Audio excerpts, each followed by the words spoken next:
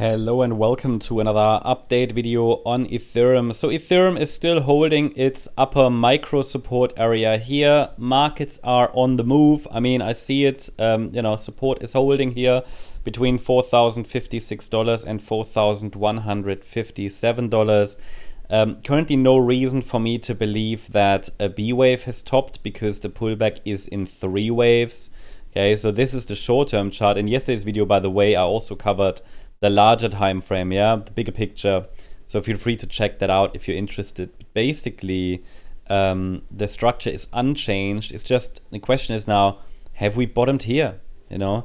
Lots of volatility, as I said, expected this week because of Fed interest rate decision. All sorts of earnings reports in the stock market that are coming out.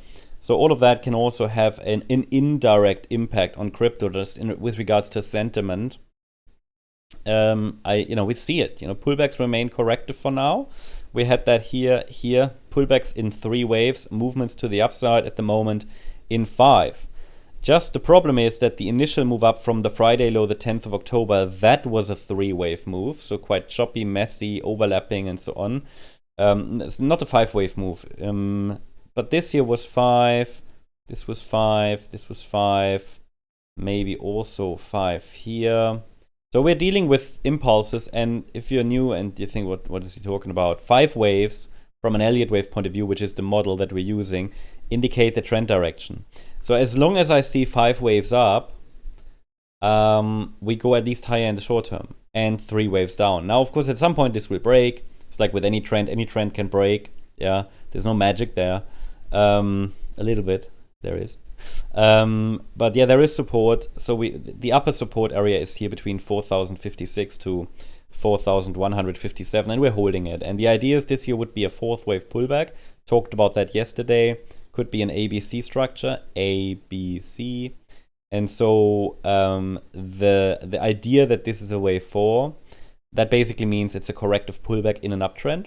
In a larger uptrend, in a C wave. This C wave is also 5 waves. And so we could have started that C wave here last week on the 22nd. And we might now be in wave 5 of 3, could then get wave 4, could then get wave 5, and could then that way move higher. But there will be one very, very important, 2 more resistances along the way. I mean, this one is the nearest one, round about 4,300. A more important one is the 4,400 mark. Only a few cryptocurrencies so far have managed to break above, where virtual is one of them. That's a key level because that's where the volume kicked in, right? The selling volume on the 10th of October, the flash crash, selling volume, and there's likely a bit of a sell wall there. On the other hand, just breaking through would be a very bullish signal. So overall, I'm looking for higher prices.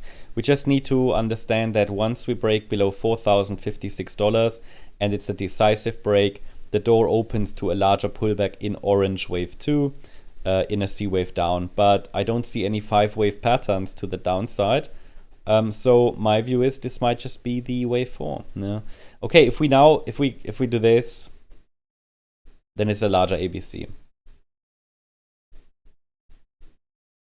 Yeah, and we could maybe form a more complex, or it forms 5 waves down like this, 1, 2, 3, 4, 5 in an ending diagonal. Yeah, it should be 5 down because it would be a C wave in the orange count, right?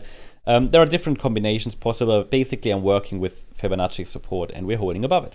We see some upside momentum right now, and should we get a break above the B wave high at 4,233, that might be an indication we're starting to move up and start to move towards 4,400. That's the update on Ethereum. I hope you liked the update. If you did, please hit the like button, leave a comment, and subscribe. And if you're interested in additional updates, I encourage you also to follow us on X for additional charts, news, updates, and much more. There are also video updates that are you can't find on YouTube sometimes, more charts and so on.